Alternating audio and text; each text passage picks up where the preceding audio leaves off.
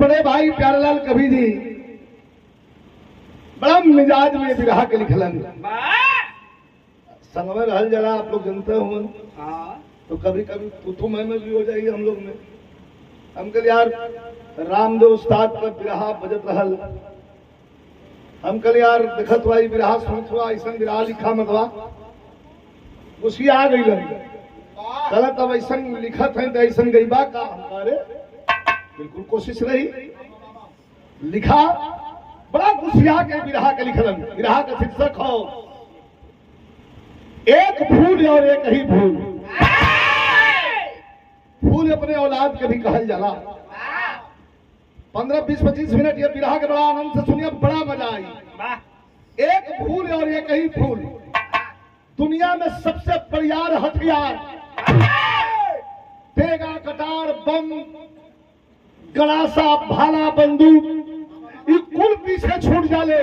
एक हथियार दुनिया का सबसे तीव्र और चौक और भारी हथियार हो, जो हथियार का नाम हो ये विरह में बताई।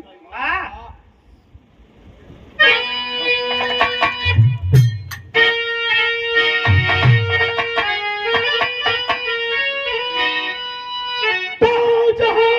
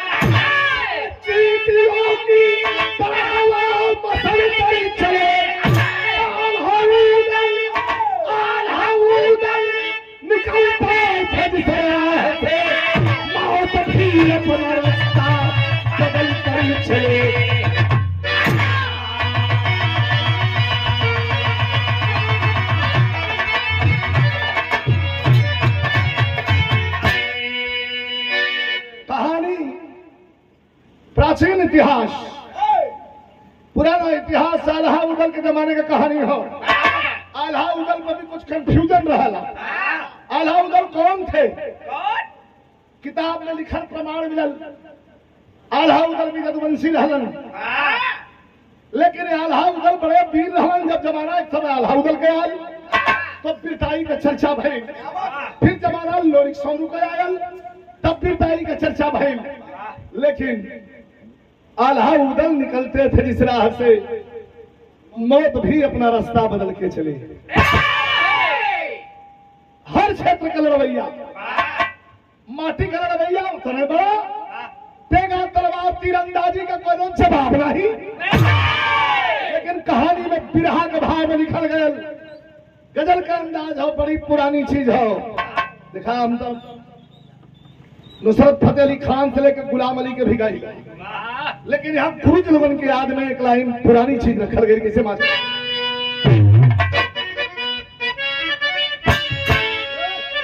बाबा बना के गीत का भाव हो कि पंजाब के बोतल में, पंजाब के बोतल में कश्मीरी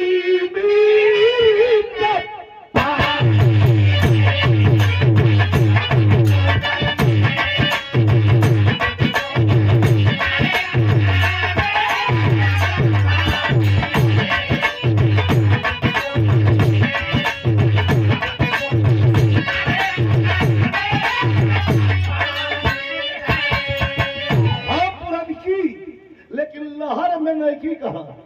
जैसे पंजाब के बोतल में कश्मीर का पानी है,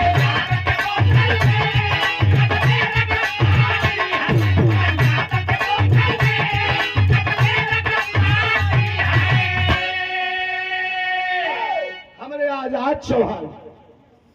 पुरस्कार प्रदान कैलन।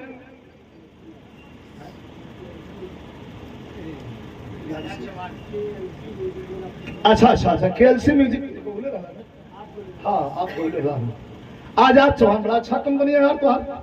ये पुरस्कार प्रदान किया आजाद चौहान भाई के धन्यवाद। केएलसी म्यूजिक कंपनी की ओर से भैया धन्यवाद, शुभ आशीर्वाद, धन्यवाद। ए मास्टर, पंजाब के बोतल में कश्मीर का पानी है।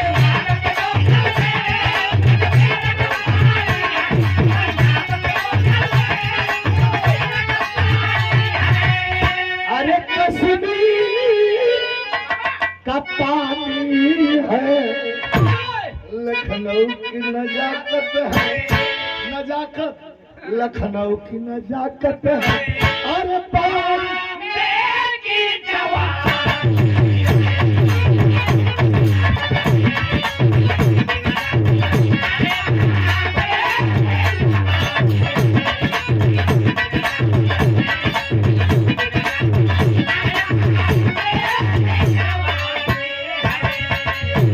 यहाँ का भाव देखल जा, कितना बढ़िया भाव हो। बीच में उठा बैठा इसे लोग इधर इधर के खत्म हो जाओ, उधर के 7 बजे और उधर खत्म हो जाए इधर के 7 बजे, तब आप लोग वेट करना। अरे छंगसाली जवानों के अरे तले उबारते पानी।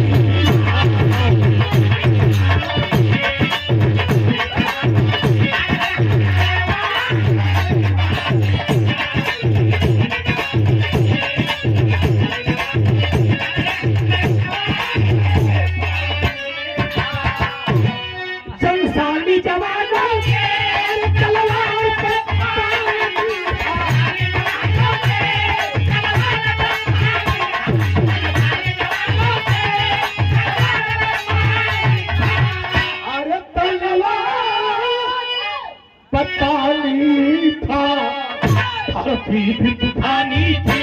अरे धरती भी तूफानी थी। अरे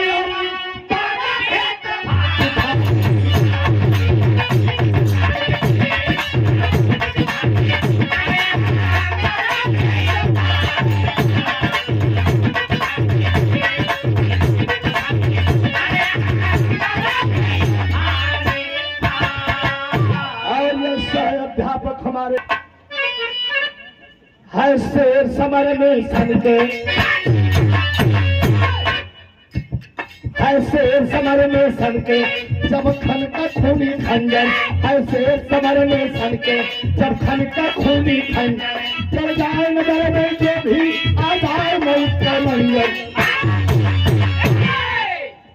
लेकिन दरबार लगल मोहबे में, कहानी चल रही, फिल्म चली, गौर करी है। जैसे पर्दा पर फिल्म चले ले, अगर ध्यान दे है तो लगी कि फिल्म चले जो। महोबा में दरबार लगल हो, के बैठल हो, एक तरफ आल्हा, एक तरफ उदल, एक तरफ मलखान, एक तरफ परमाल, एक तरफ ताला सैयद, एक तरफ बेभा तिवारी, लोग बैठल हो। दरबार लगा मोहबे में बैठे आल्हा मतवाला, दरबार लगा मोहबे में बैठे आल्हा मतवाला। उदल मलखान दिया बैठल में सैयद ताला। लेकिन बातों की चली परिचर्चा, देखो बात का चर्चा करिए। बातों की चली परिचर्चा, आल्हा चिंतित हो बोले, बातों की चली परिचर्चा, आल्हा चिंतित हो बोले। एक बात खटकती दिल में हर रात हृदय का खोले। इसे बाप का बहुत बड़ी चिंता का, कवन चिंता हो। छिड़ गई बहस फुलवा पर, फुलवा फुलवा के रहल मोरंग देश के राजकुमारी वीर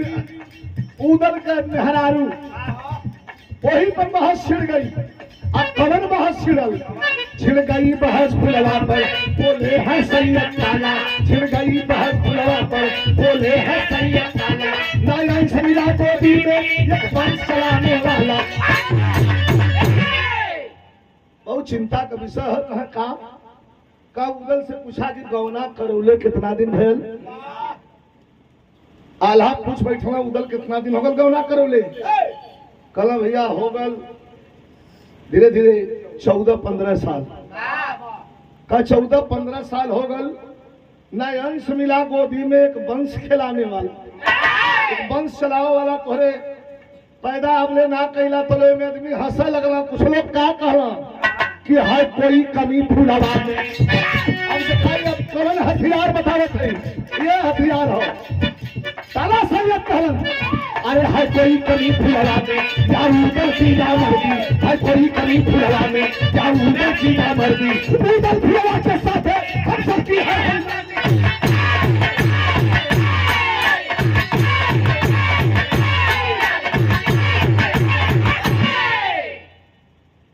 है कोई कमी फुलवा में या उदल की ना मर्दी।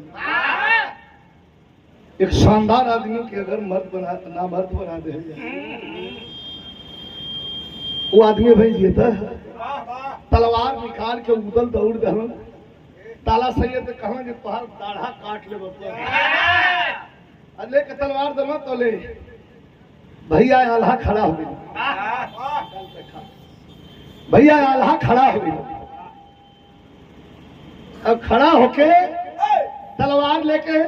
उधर के रोक दलन कहा खबरदार।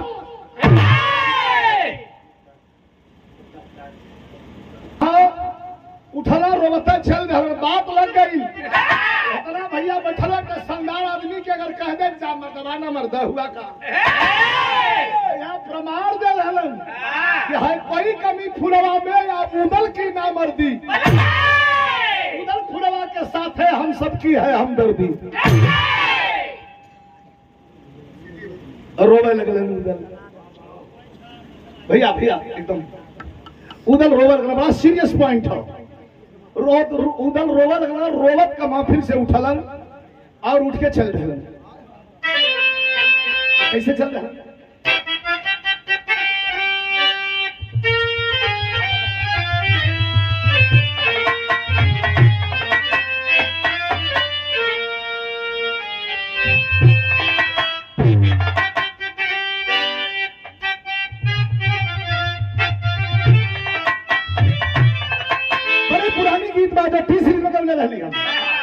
पगला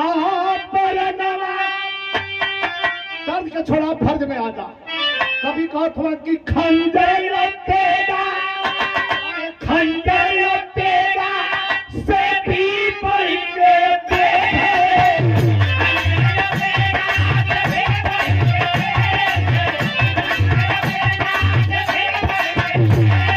अरे खंजर तेरा से भी बढ़ के बतिया के छोटे करे जवान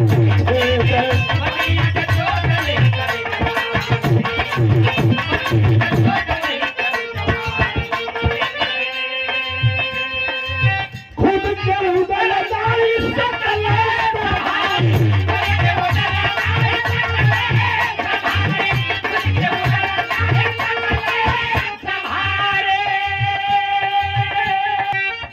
देख लिया शंका जो तो होगा तो नहीं आता मैं हो जाए। खुद के उदल दाई सकले सभारी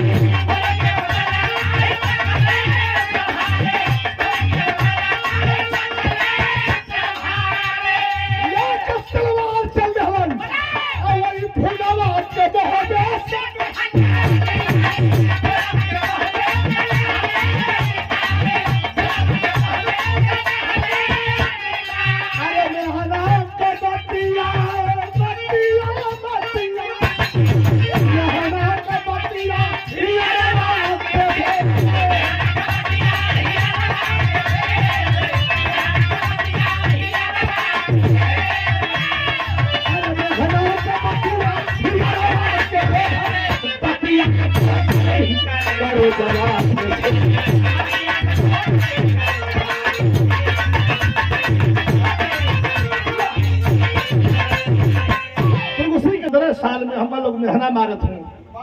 15 साल में थे वंश ना दे पौलू। फुलवा हसल कहला कि वंश का कैसे रखल काढ़ के दे दे। अरे तो भगवान के हाथ में है का भगवान के हाथ में तो लोग हमारे मर्दानगी पर शक करत हूँ। फुलवा कहला का चाहत हुआ कहा महोबा से निकल जा तू। दूसर में हरा लिया अलिया के वंश पैदा करब और बोला वालन के मुंह के बंद कर दे। फुलवा के निकाल दहन और कहल लौका मत हर देखा एक ठे बात खाली, एक बात खाली बनल बनावल घर उजाड़ दहल। फुलवा जब निकले लगल जाए लगल महोबा से तो रो के उदल से ठे बात कहलत मास्टर कलम कर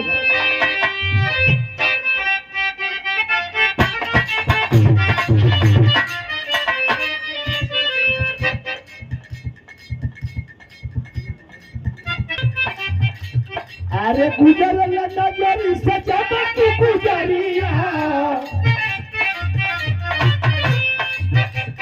अरे गुजर नजरी से जब तू गुजरिया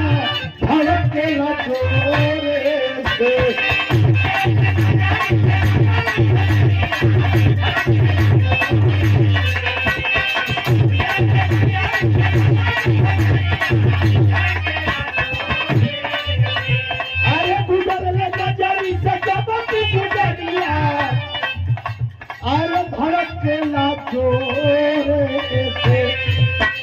कहीं को तीन बाटे सीना के भीतरिया, ये कहीं को तीन बाटे सीना के भीतरिया वो दिल लागल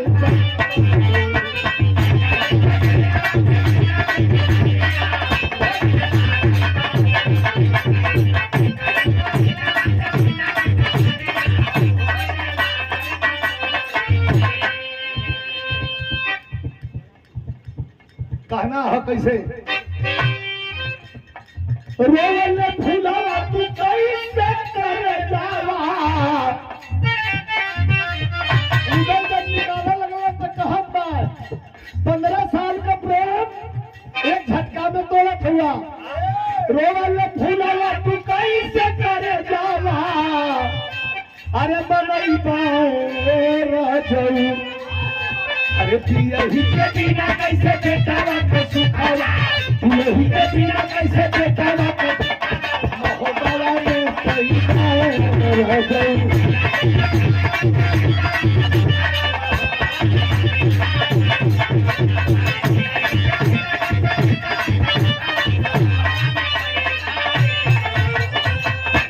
लात मार के उदल करन खबरदार, तो के यहाँ रहे के जरूरत फुलवा निकल गई। देखा इज्जतदारी का मतलब का निकल गई, लेकिन सोचत है अगर नहीं हर जाओ तो लोग सवाल करी हर कि बिना साइड सुदेवस का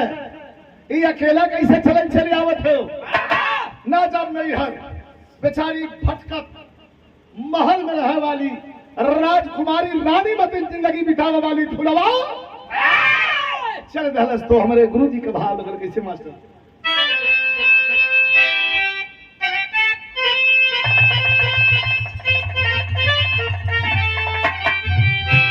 पुरानी तर्ज है लेकिन उस्ताद लगा मन कि चढ़ाते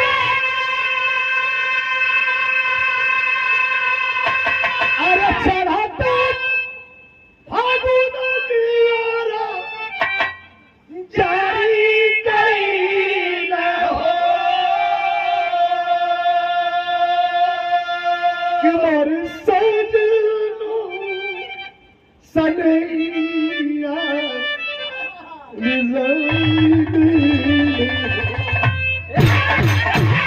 बुलवा चलन हो रास्ता धैर्य चल जात हम मंजिल का बताना है गौर करी हम कि लजीला के मारे ना नहीं हारा हो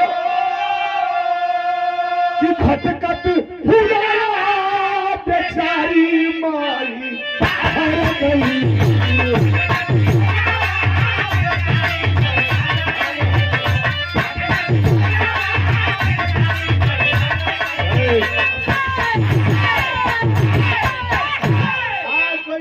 के धाम पर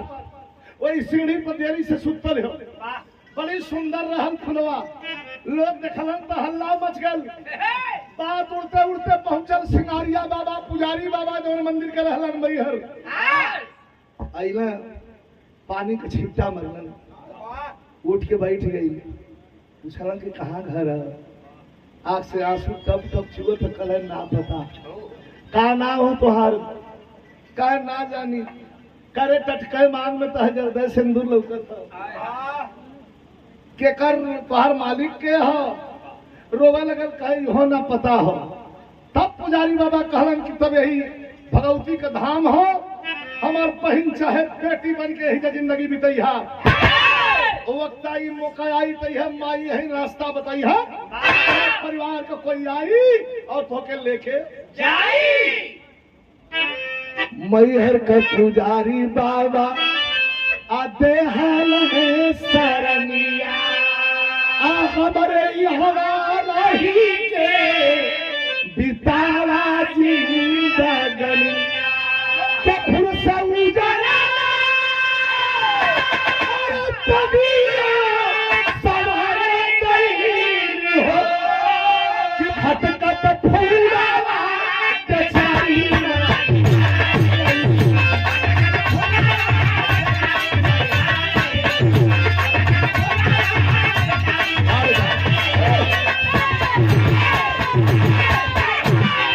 मैहर के धाम पर फुलवा रहे लगल, इधर महोबा का लोग भुला गए, बात पीछे छूट गई। लोग तई सोचलन कि बहुत बड़ा दबाव पड़ल, कहीं जाके जानून दे दिल हो छोड़ा, जब मेरा रूप वंश नहीं चला सका तो के रखले का क्या फायदा हो। लेकिन अब मैहर के धाम पर मोहबा से ध्यान हटावल जा, मैहर के धाम पर फुलवा की स्थिति का है। लोग कहल कि समय से पहले भाग से ज्यादा कोई के कुछ हासिल नहीं होगा, लेकिन आज फुलवा रो रो के अपन दिन बितावत बा। 20 दिन और बीतल, 20 दिन मतलब 20 दिन पर भगावल रहल, 20 दिन और बीतल 40 दिन। 40वां दिन में फुलवा के आभास भयल कि लगा था कि हमारे कोख में हमारे स्वामी का निशानी पलट का क्लियर हो गए। तब कवि जी कहत हन सोचला कि चल चली महोबा, अचल के सबके मुंह पर करारा जवाब तो नहीं, लेकिन फिर सोच गए कि नहीं, इतना बेइज्जत करके लोग भगौले होंगे न जा। वही मैहर के धाम पर रहा लगल फुलवा, तो कवि जी भाव लिखत हन।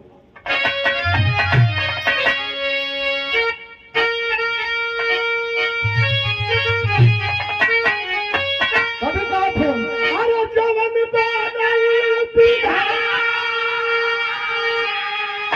अरे जवन बादल बिघा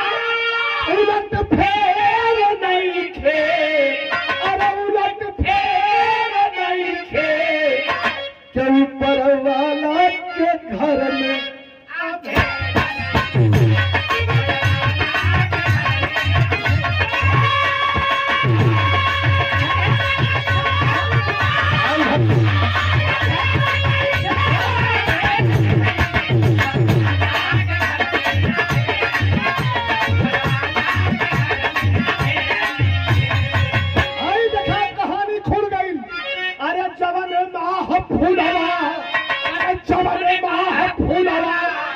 उदल दूर कैला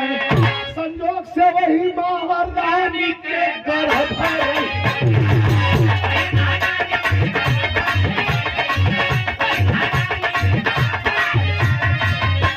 जवने फुलवा के उदल दूर कैलन। फुलवा फूल पेटवा में ले रही भागल लाल, लेकिन कभी कथवा की माई के दूध से, माई के दूध से न पढ़ के दवाई, बेटा पिया तब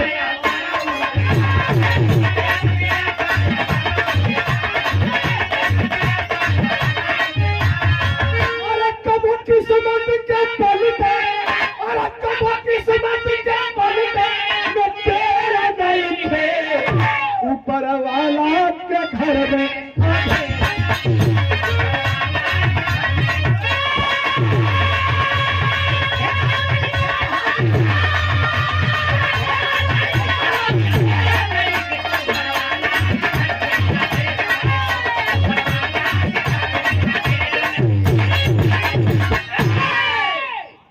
गई, जान गई कि हमके झूठे भगा वर्गल हो। ठीक है, लोड देखला के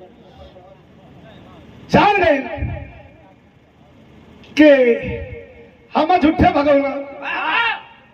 हम तो फूल दे सकत रही, पुत्र दे सकत रही उनकी, लेकिन इतना अपमान कैले हुआ कि हम यहाँ वहां जाग रहे भाई मैया के धाम पर रहा लगल 1 महीना 2 महीना 3 महीना 4 महीना 5 महीना 9वां महीना जब बीतल है तो फुलवा एक थे पुत्र रत्न पुत्र धन के प्राप्त की जस लड़का भयल साक्षात शारदा भवानी बैठ के सितार बजावत हुई मैया के धाम पर और लड़का बड़ा होनहार। यहाँ तर्ज फिर बदल गई बा मास्टर।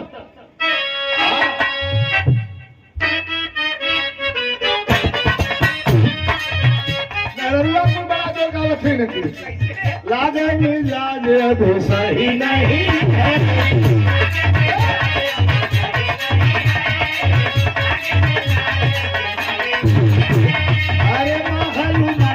तो कहीं नहीं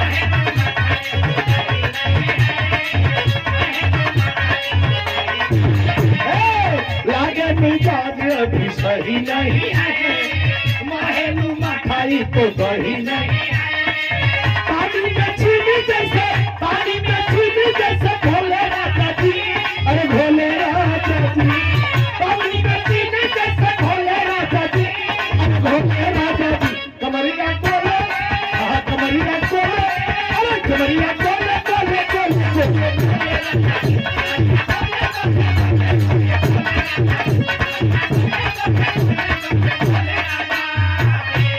भमिया पर फुलवा का बेटा जब भई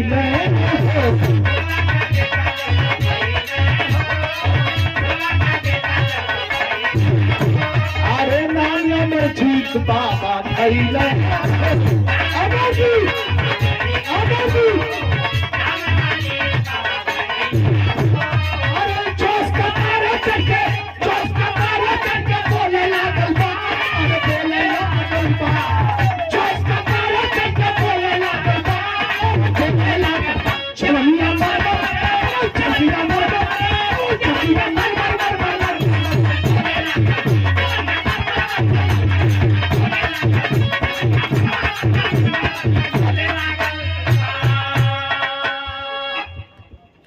कलाकारों के लिए उनके लिए कुछ व्यवस्था करना एक बाद में कुछ और सोचो पाए कि यही हमारी धरोहर यही मेरी जिंदगी रही।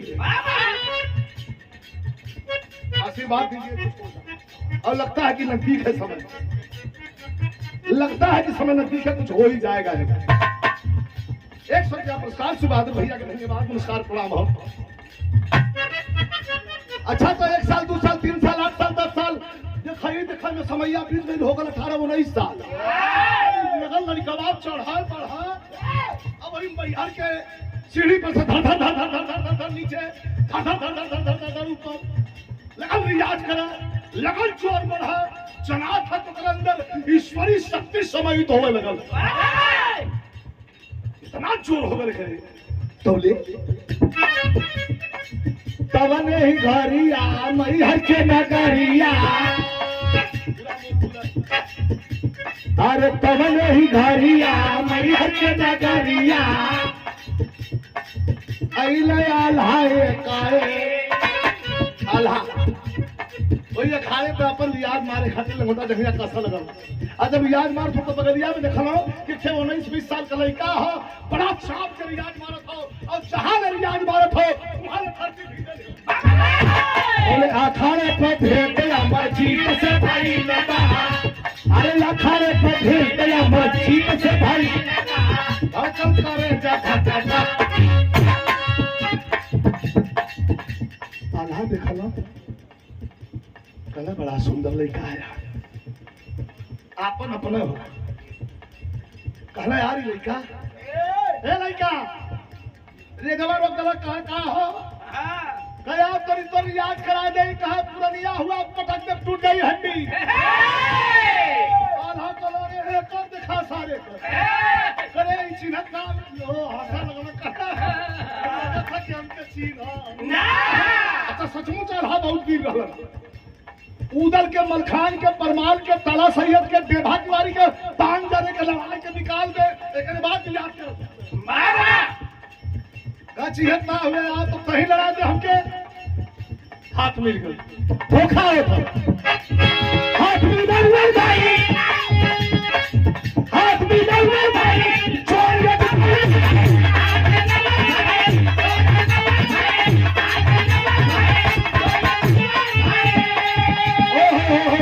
अब यह गलती होती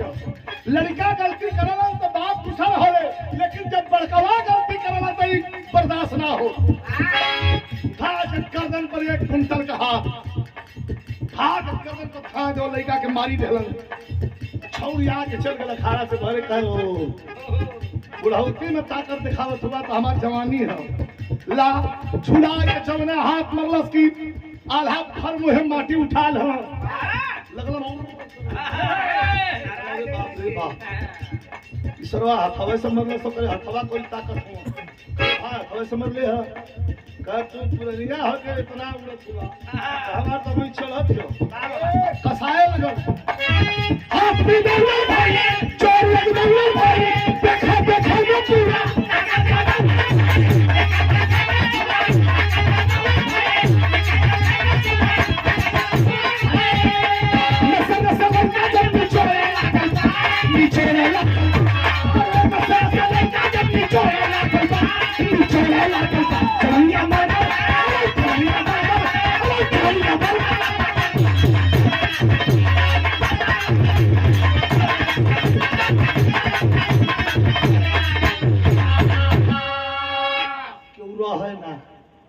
खाली तुझे लड़ता हम जंगल रहा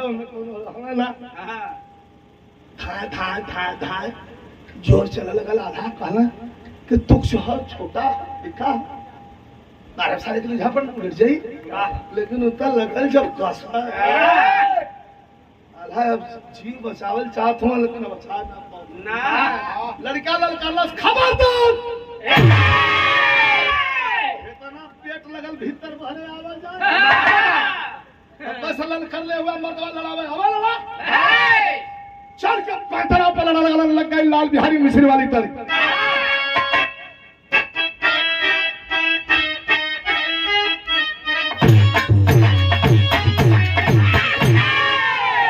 अब दोनों वर्ष हो गई पता ना हो दोनों खानदानिया हवन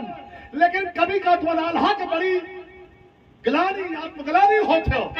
यह लड़का हम इतना बड़ा लोगन के पटक देगा लड़का का हिम्मत हो तो कभी का कहना है कि मुट्ठी लाइन जब 5 थे लाइन 5 थे क्रिएट करी कुश्ती कि मुट्ठी जब की भी चलेंगे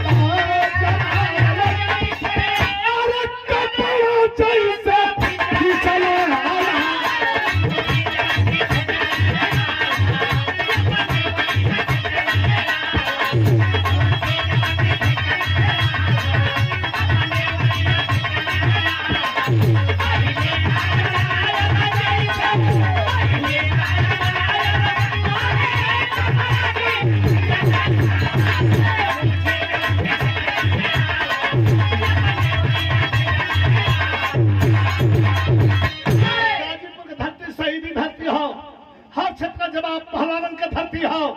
लेकिन आल्हा चोर के लड़वैया हो हमार भाषा बुझत होई आल्हा चोर के लड़ लगल कैसे हो भड़कल पारू बजई से अरे यारी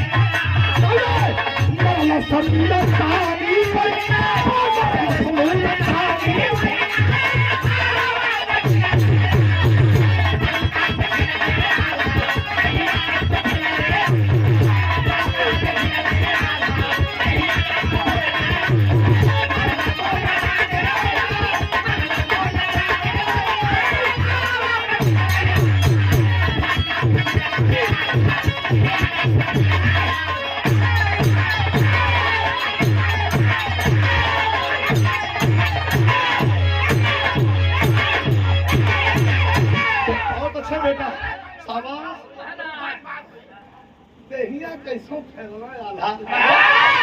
तौले मरना सुड़ा के मुल्तानी चक दे होई खड़वा पे गिरवे आना गिरवे इतना कस के पटक देलस कि आधा पहले उठ के फिर से ताका लगना लड़कवा कोई कि सरवा हम पटकलस जरूर लेकिन एके देख के हम गुस्सा हमारे में के कर लड़का हुए यहाँ का सुना हाल चाल करे के हो चाहे लड़ाई के हो तो फिर फिर आ जाइए आखिर बाकी पूरा कर दे तब कहना हो कभी का मास्टर थोड़ा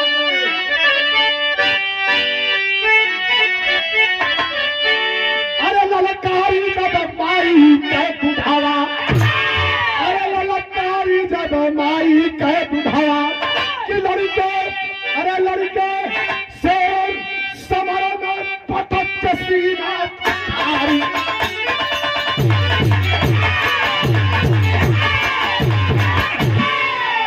शेर समर में पटक के सीना फारी ललकारी जब माई कह बुढ़ावा बिरहा हमार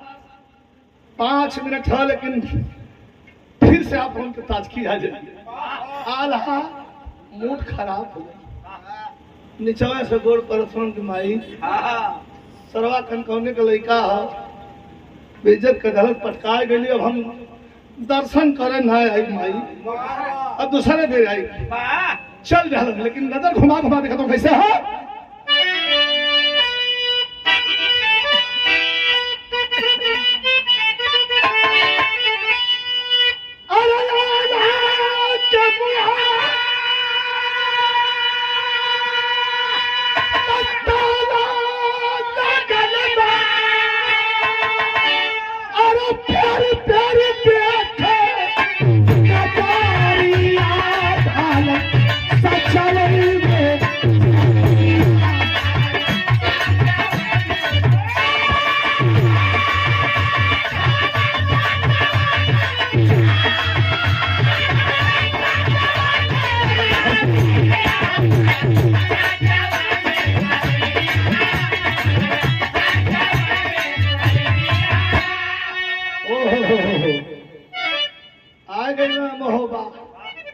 मुहवा गिरल है उदल कहना ए भैया जहिया मैहर से आल हुआ जहिया के तहिया के तोहर मुहवा कन कैसन भकुइले आई के महोबावा करे लगल चर्चा बाकी ना बतौला छुआवले बाबा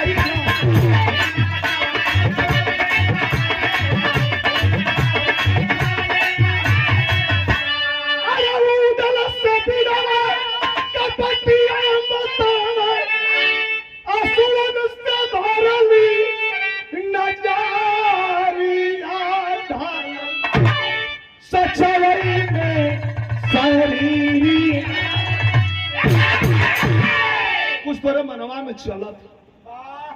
आड़े ले गई उधर से कहला कि ये उधर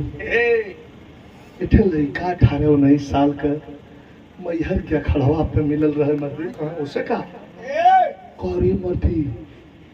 हम पूरी देर पटक दर का बात कर हुआ लड़ाई में हमान का नस फाटा लगे मतवा तो से आल्हा के आंख से आंसू गिरल तब समझ गई पीछे 2 कदम हटालन मुदल कहलन खबरदार वीर पुरुष का कोई वीरता का अगर गुणगान करे तो समझ लो उसमें हर दम वह बारूदों से आसमान भरे अरे फड़क गए हम बगमुदल मोहब्बे की धरती खाती है एक वीर हुए पैदा बारूद यहाँ की माटी है इज्जत गवा के चली आई ना तो मैहर के धाम पर कुश्ती होगी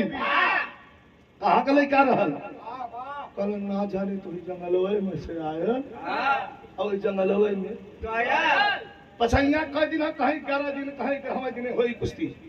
अब खाली उधर का कुश्ती हुई एक वीर सजय मोहब्बे से रण देखन रणधीर चले कसे लंगोटा पान का फेटा सभी मोहबिया पीर चले से पान के लंगोटा उधर खाली दुश्मन के जो हथ हो जो हमारे भाई के बेइज्जत कइलस उसे बदला ले कवन रहल 4 बजल उधर पूछा देखा लोकल कहाँ भाई देखा तुरंत चीन जाबो हमारे अखिए पर चढ़ल वो हम ऐसा पटकले हो याद हम भूलैली ना 4 बजे चढ़ल अमरजीत उधर आल्हा चिलेलन कहनी है जाके गोड़ पटक के ताल दे लगला उधर की करे सुनेला के बड़ा परिवार लड़वैया हुए हमसे लड़के देख धीरे से आल्हा से पूछा था तुहार भाई माने हूँ कहा हुआ कहा तक दुइये जाने हुआ कि काठियाउर हुआ बुला लेता हूँ उन्होंने को बुला ला ई घड़ी घड़ी लफड़ा में हम ना पड़ब तोहके तो छोड़ देली तू अपने हाथे गोड़े चल गेला घरे ना हम बिना मुँहले ना छोड़ आल्हा कहना है उदल आल्हा कहना उदल कैंसिल कुश्ती करा हमारे जीव कन का है भरछा था आप माई आग भी फल चुप रहा मर्दवा पटका गिला फूकत हुआ अरे यहाँ से हाथ मिल गए काल सवेरे 10 बजे कुश्ती हुई जाके माई मैहर के धाम पर फुटवा माई से कहलत कि माई रे ये घमंडी सरवा के 15 दिन पहले पटकले रहली अपने भाई के लिए आल हम पटकवावत तनी माई से आशीर्वाद दिवा देती जाके फुलवा बैठा के मैहर माई के आगे ऐसा चरा फैला के आ लड़का के नीचे बैठौले अपने पीछे खड़ी हो गई यही तरह मैहर माई से कहलत कि माई ये कुश्ती ना है इज्जत का सवाल हो कैसे कहलत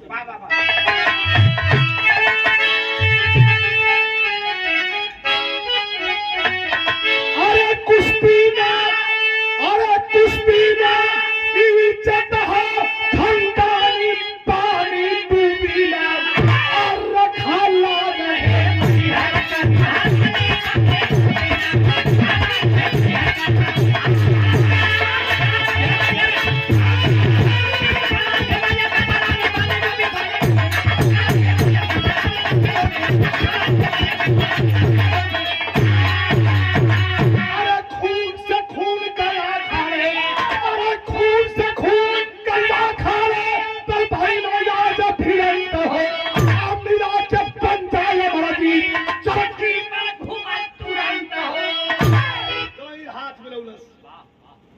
पर्दे घूम गल चरखी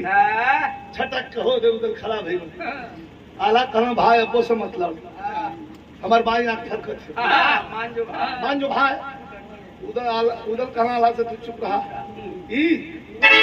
अरे हसला उधर करत मार छलखानी पानी डूबी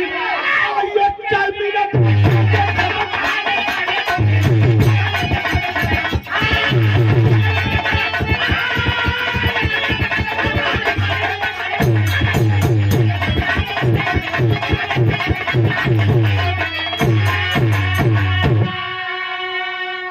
सिंगेरा के धरती से डॉक्टर संतोष यादव जी बहुत बहुत धन्यवाद शुभ आशीर्वाद दिखाई हो तरक्की करें और डॉक्टर का रूप भगवान का होता है मन में हमेशा ये भाव बना रहे डॉक्टर साहब अगर कोई लाचार है बहुत लाचार है तो मदद भी उसकी होनी चाहिए और मदद करते रहिएगा क्योंकि जिंदगी में इस दुनिया में कुछ है नहीं कल किसी और का था आज हमारा है कल किसी और का हो जाएगा यही दस्तूर चला जा रहा है कल मालिक कोई और था आज मालिक हम हैं कल मालिक कोई और हो जाएगा मेरा बेटा हो जाएगा यही चला जा रहा है और आदमी के जाने के बाद फिर इसको याद किया जाता है 500 रुपए का पुरस्कार डॉक्टर संतोष यादव जी सिंगेरा के धरती से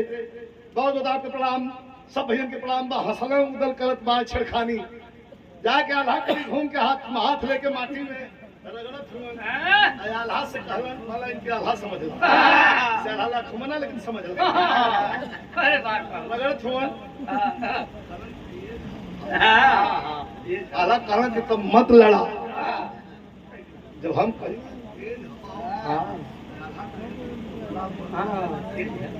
कहा सुना आपको लड़ाई शुरू गई पता कोई के ना है के हो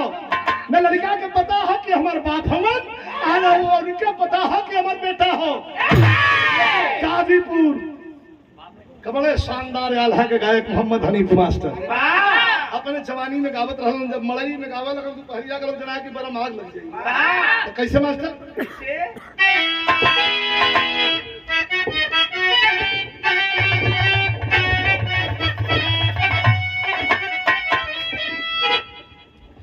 कभी कई सारा बा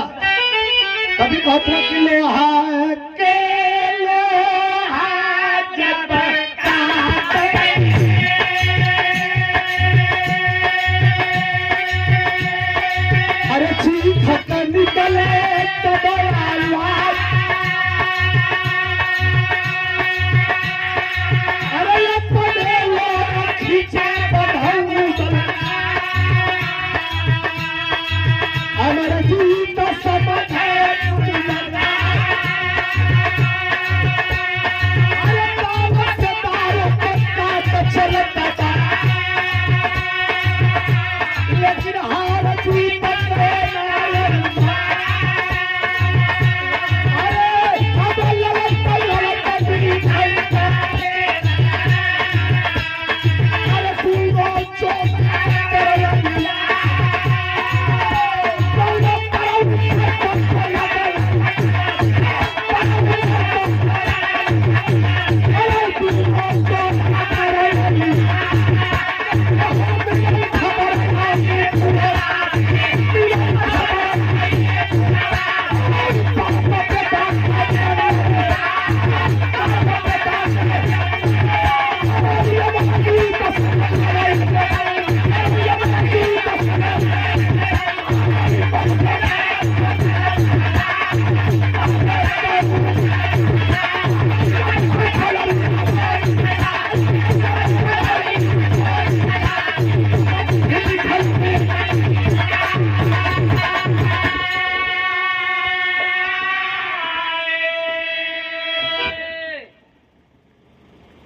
मिलन खबर रानी फुलवा के बाप बेटा का दंगल आज अमरजीत संग लड़ा जेल में मोहबे का उदल महाराज थोड़ा गयल घूमत फुलवा से कहलस कि लड़कवा लड़ गल जाने चल कैसे फुलवा काम करत रहल कुछ कहलस वही धाम पर से कि आज ब्रह्मा से लड़ल है तो उन्हों के पटक के आई ब्रह्मा के बहन से आशीर्वाद दियो ले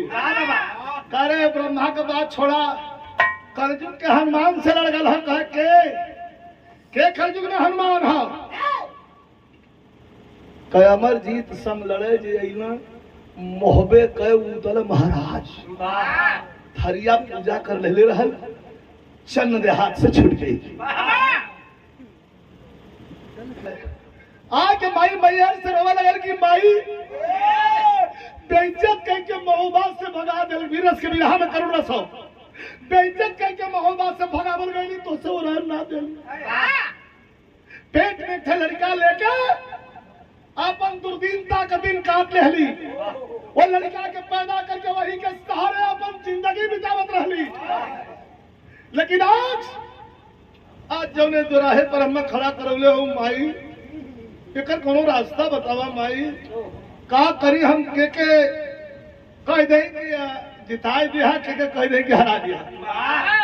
भाव बड़ा ऊंचा हो अखाड़े से चलल धाम से चलल अखाड़े की ओर मास्टर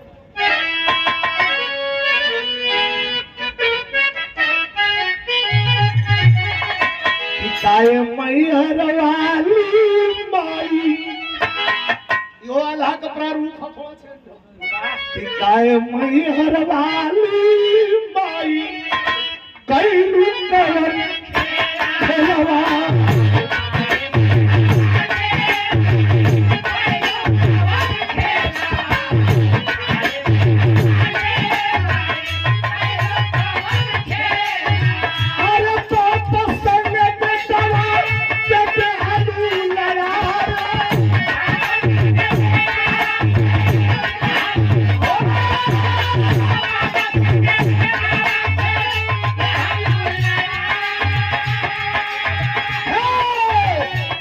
करे हम जीत के लगाई भैया रसिया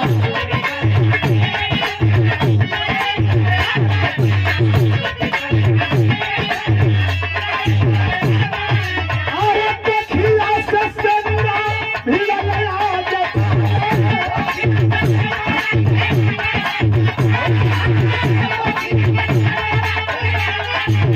कभी मंदिर से दौड़ल अखर हला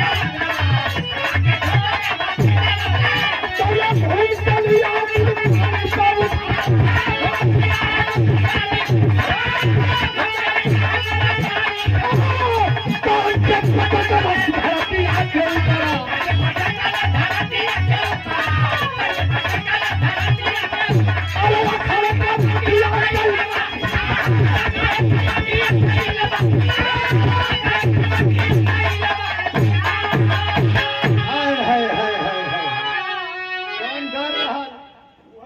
वह हो फुलवा दौड़ल बा महफिल में आ गई अखाड़े के तांती पर गोड़ धैले हाथ तौले घूम के मुल्तानी उठा ले आधा चिल्ला थोड़ा रुक जो बचिहा पूरा चिल्लाई रही तांती पर से खबरदार रोक ले वहीं पर आदमी का ताली बजे सब पौलस आदमी का शोर अरे तान के पटकल के टेढ़ हो गई पटक के छाती पर बैठ गल अतले बजरे आ गई फुलवा खींच के तार दुई थप्पड़ छौड़ी आ गल तकलस पर कहे मारी सुनला के जीता वाला के ही ना पिलला ता झपड़िया हो थे रे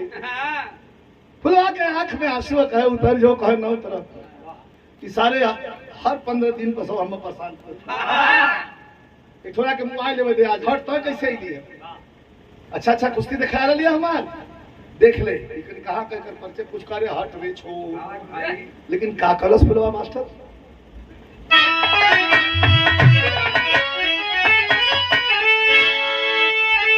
अरे रोवे फुलवा इज्जत मारे झुका वाला नीचावा कैसे तो इज्जत नीचे झुका देगी अरे रोवे फुलवा इज्जत मारे झुका वाला नीचावा क्या अपने अरे अपने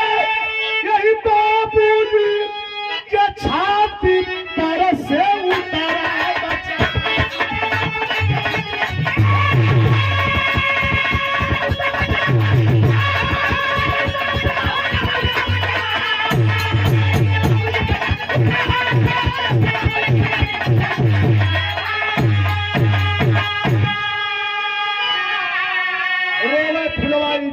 झुकावला नहीं समा अपने बाबूजी के छाती पर से उतरा बचवा बाबूजी छटक के हो दे खड़ा भय करी माई बाबू हूँ तो 15 दिन पहलवा जी पटकल ले हूँ के हो पर्दा करे लगल कहे तो बड़का बाबू हूँ गए अल्लाह के गोड़ पर के धर लिया कबर का बाबू माफ करा ना जन ली है तुरंत वापस दादा होने तो हल्का हाथ धैले हो गलती हो गई बड़का बाबू फुलवा लगल हाथ जोड़ के माफी मांगे लड़का माफ कर दा तो हम कहीं इज्जत बिगाड़ दल पड़ का चुप रह तू दुनिया में बड़ा लड़ली बड़ा पटकली लेकिन आज जितना पटकैले पर गर्व होत हो खुशी होत हो उतना हम जिंदगी भर पटकली खुशी ना तो वजह बताओ काहे कि दुनिया में चाहे हर एक बाप समझदार हो अब बेटा वो घर निकले बहू से सहनदार हो दुनिया में हर बाप यह चाहला तो बेटा उसे भी शानदार निकले आई अरे वही दाहमान के लगा चलो बने बाबूजी के छाती पर